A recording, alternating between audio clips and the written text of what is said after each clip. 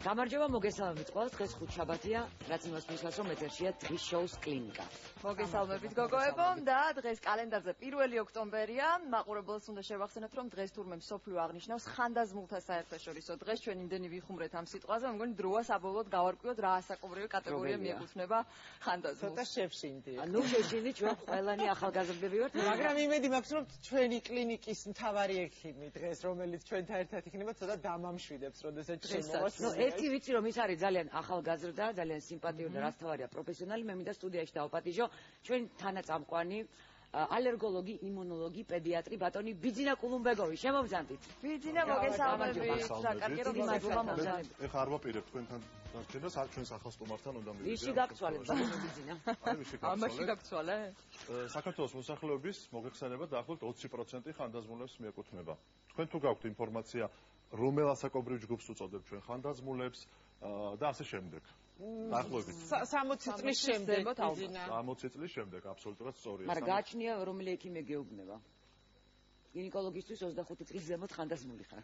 გასაკვირველია, მაგრამ ადამიანები, რომლებიც ამ შემთხვევაში რაოდენობის ასიამოვნო, რომ 90 წელს გადაცილებული ადამიანები საქართველოში დაახლოებით 500-მდეა რეგისტრირებული და ამ ადამიანებს დღეგრძელი ადამიანები ეწოდებათ და ძალიან სასიხარულოა ჩვენ ქვეყანაში ამრავლოს დღეგრძელი ადამიანების რიცხვი და ყველას უსურვებდი, რომ ხანგრძლივი და ძალიან ბედნიერი ცხოვრება გქონოდეს. დღეს ჩვენი სტუმარია, ჩვენ გადავწყვიტეთ, რომ მიუხედავად იმისა, რომ დღეს არის ხანდაზმულთა საერთაშორისო დღე, ჩვენ ვისაუბროთ იმ პრობლემებზე, რომლებიც შეიძლება ადამიანს ასაკობრივად შეექმნეს. ალბათ ძალიან მნიშვნელოვანია, რომ პირველი, ყველაზე მნიშვნელოვანი ამბავი, რომელიც შეიძლება ასაკობრივ ცვლილებებს განიცდის ადამიანის ორგანიზმში, ეს არის ჩვენი სხეული. ამ შემთხვევაში ჩონჩხის, ასე ვთქვათ, აგებულებას ვხედავთ ყველანი ერთად. ხო შეგიძლია ნანიკო დამეხმარება, რა იცი ანატომიის შესახებ, ადამიანის ჩონჩხის შესახებ. აბა რა ნაწილია შეგიძლია მითხრა აი ეს ნაწილი თქვა. ნუ ალბათ ამას არ ჭირდება სამედიცინო ცოდნა კონკრეტული, ეს გახლავთ ჩვენი ხელის მტევანი. ეს ალბათ იგივე თითები, აქ არის ფალანგები თითის, რაღაც კარგად ხედავ ნანიკო და სათვალე გაგეკეთებიათ. საერთაშორისო გულში პირველად ჩემს ცხოვრებაში ასაკობრივი კუნთის მოდუნება პლუს 2 ნახევარი და 2 მაქვს. დღევანდელ დღეს ყველა დაამთვრეს. საკრალური ხო არ არის? დაემთხვა შემთხვევით. ნამდვილად შემთხვევით დაემთხვა და ამიტომ დღეს ვეცდები რომ მოვირგო ეს ჩემი ახალი იმიჯი თქვა. ანუ ეს არის მხრის ძვალი. მხრის ძვალი, დიახ. ეს არის წინა მხარი. ეს წინა მხარი. აი შესახსრების ადგილი, ანუ იდაყვის სახსარი ქვია ამ ყველაფერს. იდაყვის სახსარი. აი ეს რა ნაწილია? ხერხემალი ცხადია, ეს თავისი მალებით. ეს კისრის ნაწილია, კისრის ნაწილი. ეს არის გულკერდის ნაწილი. დიახ. და წელის მალები. ეს არის წელის მალები. და ზოგს აქ 1 მეტი აქვს ხოლმე. დიახ, ეს კუდუსუნია. დიახ, ეს არის მენჯიზლები. მოკლედ, ყველაზე ხშირად, რაც ასაკოვან ადამიანებს აწუხებთ ხოლმე, ეს არის სახსრები. დიახ. ამიტომ ჩვენ გვინდა რომ დღეს ვისაუბროთ ამ პათოლოგიაზე. კარგია რომ დაისაუბროთ ამ პათოლოგიაზე, რომელიც ძალიან გავრცელებულია, მაგრამ ძალიან მინდა მეც მომისმინოთ, იმიტომ რომ სხვათა შორის მე გარდა დიდი ბებია, რომელიც 98 წლის ასაკში გარდაიცვალა და ის იყო ხანდაზმულ თბილისელთა წიგნში შესული, ასე რომ მე თავისუფლად შემიძლია მის მიერ უკვე კარგად როგორ გითხრათ, აპრობირებული პროდუქტების შემოგთავაზოთ. მოკლედ, მე დღეს წარმოგიდგენთ ისეთ პროდუქტებს, რომელიც ჩვენ ძალიან ბევრი დაავადების დაძლევაში დაგვეხმარება, როგორც ხედავთ, ჩემს წინ არის მოთავსებულია როგორც ცილები, ასევე გლუკოზა და რაც თავარია მწვანე ლეულობა, ასე რომ ცალ-ცალკე ვისაუბრებ მათ შესახებ და დარწმუნებული ვარ, რომ დიდი ინფორმაციული მარაგი დაგიქვევდებათ დღევანდელი ჩემი ჩართვის შემდეგ. მადლობა შაინინა მოწოდებული ინფორმაციისთვის. როგორ იცვლება ჩვენი ძვლების სტრუქტურა?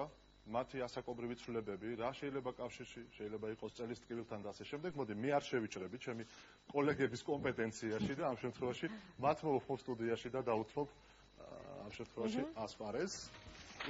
და მოვიწვიოთ ჩვენი სტუმრები უკვე დროა, მოგესალმებით, ქალბატონი ნინო ჯავრიშვილი, სამედიცინო კორპორაცია ევექსის ნევროლოგი და ასევე დღეს ჩვენ შეკითხვებს უპასუხებს გელა ბაჯელიძე, ევექსის ორთოპედ ტრავმატოლოგი. მოგესალმებით ორივეს, დიდი მადლობა გადაცემაში მონაწილეობისთვის. ვარ შეგავიწროვეთ.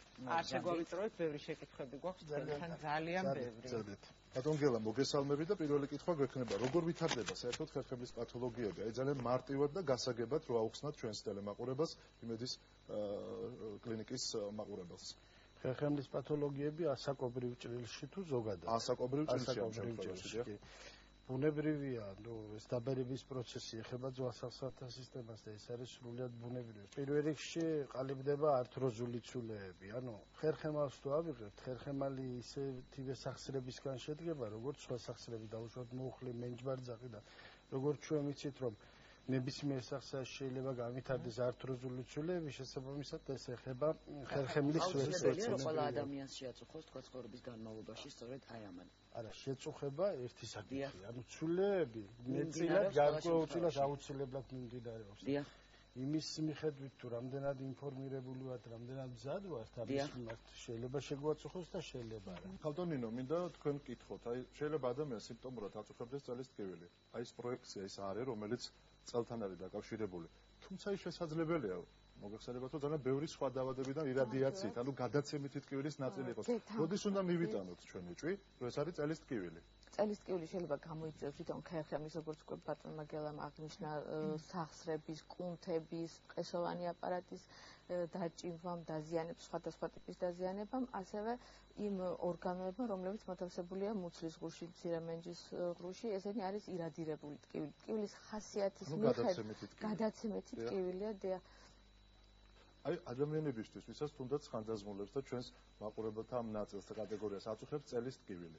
აი რა კატეგორიის ექიმს უნდა მიმართოს პირველ რიგში, როცა წელი ამტკივდება, მივიდე ორთოპედთან, ნევროპათოლოგთან თუ რევმატოლოგთან. პირველად ხდება მაინც ოჯახის ექიმთან, იმიტომ რომ ეს სიმპტომი არის ძალიან ხშირი, ხდება არა მარტო ხანდაზმულებში, აი სადღაც 20 წლის ასაკიდან უფრო ადრე შეიძლება აბსოლუტურად და უკვე ოჯახის ექიმი გარკვეული კითხვების დასმის შემდეგ საზღვრავს, რომელ ექიმს გადაუმისამართოს. ზოგჯერ საჭიროა როგორც ნევროლოგის, ისევე ტრავმატოლოგის, ორთოპედის, რევმატოლოგის და ზოგჯერ სხვა სპეციალისტების ჩართვაც კი იმდენად. ორი სიტყვა გითხრათ ახლა თვითონ დიაგნოსტიკური შესაძლებლობების შესახებ. თვითონ ყოველდღიურ ცხოვრებაში ესე ადამიანს წელი ასტკივდება თუ ის განსაკუთრებით დაზღვეულია და მაინც და მაინც თხოვს ოჯახის ექიმს, რომ თქვა ძვირადღირებული კომპიუტერული გამოკვლევები. რა არის პირველადი კვლევები, რომელიც ყველაზე მეტად დაეხმარება ადამიანს? პირველად რა თქმა უნდა შეფასდეს მდგომარეობა ექიმის მიხედვით. სრულყოფილი ანამნეზი უნდა იქნეს შეკრებილი, განისაზღვროს ყველა ის ნიშნები, რომლებიც თან ახლავს, რომლებიც შეიძლება იყოს საშიში. ანუ ყოველგვარი სხვა გამოკვლევების გარეშე ნევროლოგს შეუძლია ასე ანამნეზის მიხედვით უთხრას. ანამნეზის და გასინჯვის მიხედვით სრულიად შესაძლებელი კი არა აუცილებლად განსაზღვროს ლოკალიზაცია. პირველი რიგის კვლევა მაინც წარმოადგენს რენტგენოლოგიურ კვლევას. ანუ როდესაც არის ახალგაზრდა ასაკი, არის რაღაც მცირე ტკივილი, შეიძლება მხოლოდ მედიკამენტის დანიშვნით გავისტუმროთ სახლში პაციენტი. უფრო შემდეგ ეტაპზე ძალიან ხშირად აი ვთქვათ უფრო ასაკოვანი ხალხი ხალხურ მედიცინასაც მიმართავს ხოლმე, ესეთი აი წელი ამომტკივდა და ვთქვათ თვითონ რაღაცას მოიშველებენ, ასე ვთქვათ, ბების თუ უფრო მშობლების ვთქვათ გამოცდილებით. ეს ამდენად მიზან მიმართულია უკვე მიმართულია. ეს ყველაფერი ამას ვეძახით განდევნის თერაპიას. სხვადასხვა თუნდაც აი ესეთი ხალხური მეთოდები, რომლებიც წარმოადგენს სითბოს დადებას, გარკვეული ესე ვთქვათ გამაღიზიანებელი, ვთქვათ ციცაკის სათბური და ასე შემდეგ. ციცაკა რო გეტყვის, მე ის აღარ გტკივა და გონია რომ იმანაც შეიძლება დროებითი შედეგი ქონდეს, ხო? ან გადადის ყურადღება დაუშვათ იმ ტკივილზე და არ აღიქმება. მაგრამ ეს არ არის მკურნალობა. არა, მკურნალობა არც არის. ნუ ლოკალურად იმ წუთას შვება არის შეიძლება, მაგრამ ეს არ არის. მკურნალობის მეთოდები, თუნდაც ევექსის კლინიკა რას იყენებს, თქვა ამ მეთოდებს და რა ეს თანამედროვე მეთოდებზე ვსიქო. დავამატებდი ჩემი კოლეგის ხალხურ მკურნალობასთან დაკავშირებით, რა თქმა უნდა, წელის ტკივილების საკმაოდ დიდი ნაწილი ეს კუნთური ტკივილებია და შეიძლება ასე ვთქვათ აქტიური მკურნალობის გარეშეც გაწყნადეს. თუმცა ჩვენ შეიძლება გამოგვეპაროს ძალიან სერიოზული დაავადებები და ძალიან სერიოზული პათოლოგიები. ამიტომ თუ რა დაავადებები შეიძლება იყოს? ნებისმიერი ვარიანტი შეიძლება იგივე ტრამვული დაზიანებები, შეიძლება ტრამვული დაზიანება არ იყოს.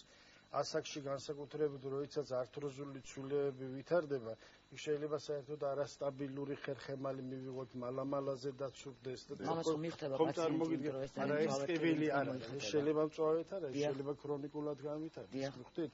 როგორ წარმოგიდგენთ, მალის სვეტი და უცებ მალამალაზე ასე ვთქვათ დაცურება, საკმაოდ საშიში ვარიანტებია. ამიტომ რა თქმა უნდა კვლევების გარეშე ესეთი რისკის გაწევა არ ღირს. რა თქმა უნდა, საშუალო კორპორაცია ევექსის ეს ამბულატორიული ქსელი იმითაა გამორჩეული, რომ აი ისე კოლეგის იმას გავიხსენებ.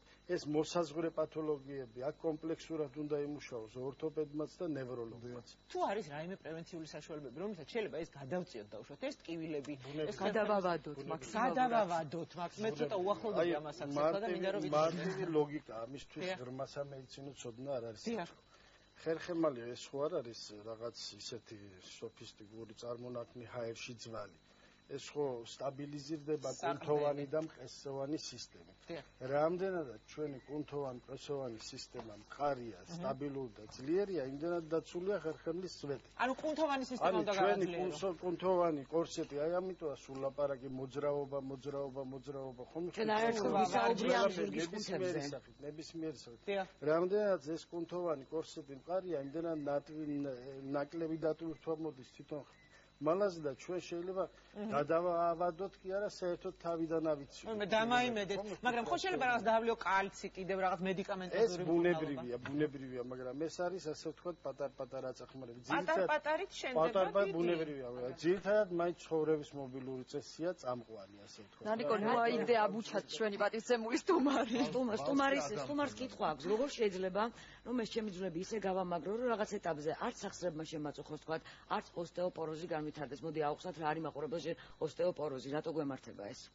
ოსტეოპოროზი ესეც გარკვეულწილად ასაკობრივი ცვლილება, გარკვეულწილად, თუმცა არის რა თქმა უნდა ნივთიერებათა ცვლის ღრმა მოშლით გამოწვეული და სხვა ფორმები არსებობს მისი ასე ვთქვათ. მაგრამ არსებობს ასაკობრივიც, ბუნებრივია, ეს არის ასე ვთქვათ კალციუმის ცვლა რო იშლება მისი ათვისში, ასე ვთქვათ, გასაგებ ენაზე ძვლების გამოფიტვა. მაგრამ კურნალობას ექვემდებარება ეგ პროცესი. ბუნებრივია. ჯერტი ისედაც ამ რეაბილიტაციის ვარიანტებით, ასე ვთქვათ, რაც შეიძლება ძვალი ელასტიურობას ინარჩუნებს და შემდეგ, რა თქმა უნდა, ოსტეოპოროზის მკურნალობა ცალკე გაიდლაინია კალციუმის. პრევენცია თუ არსებობს, რომ ჩემი ძვალი იყოს იგივე სტრუქტურის, რაც არის ვთქვათ დღეს. როდის 20 წლის მერე არ არსებობს მეგრე. ანუ რაღაცა რომ გადაკისურა იმედი სტრუქტურის დაშლა არ მოხდეს განვლევა. თქვენი ძვლის დაშლა ისედაც რატომ უნდა მოხდეს და თქვენ შეგიძლიათ ეს საერთოდ ვერ გაიგოთ მთელი ცხოვრების განმავლობაში თუ მე გავიკეთე გამოკლება და ჯერჯერობით არ მემკვიდრე. თქვენ ბუნებრივია გარკვეული მედიკამენტოზური დახმარებით და ფიზიკური აქტივობებით.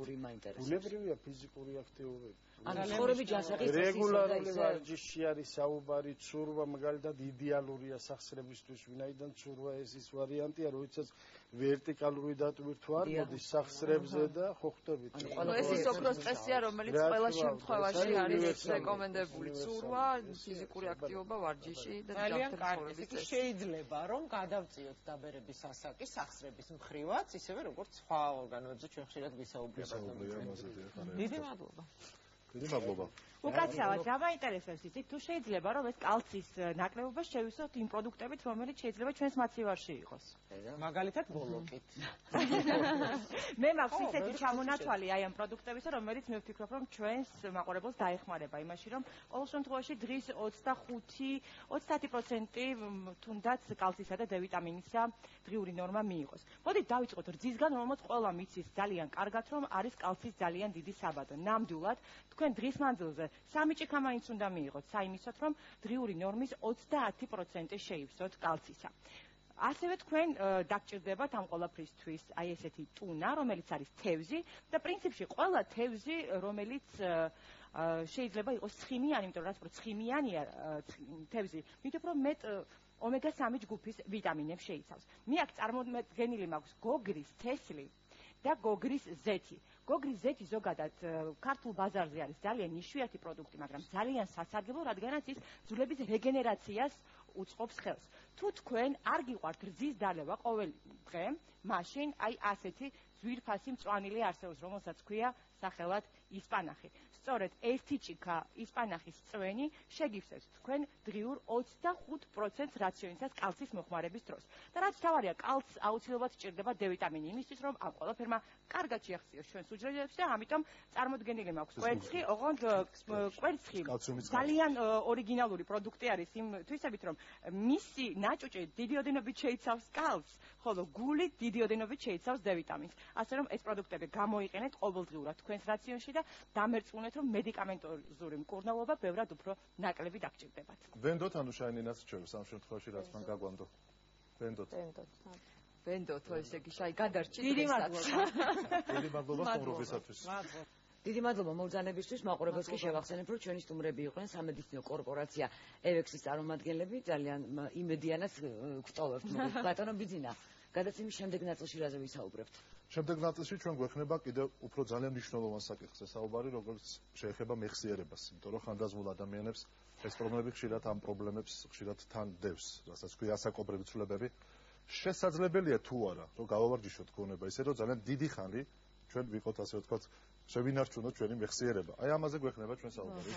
შეიძლება თუ რა ავირიდოთ, ესე იგი სამომავლო დაავადებები მენტალური, ხო, რა საინტერესოა. გონებასთან დაკავშირებული პრობლემები. დაგველოდეთ, დავბრუნდებით ძალიან მალე.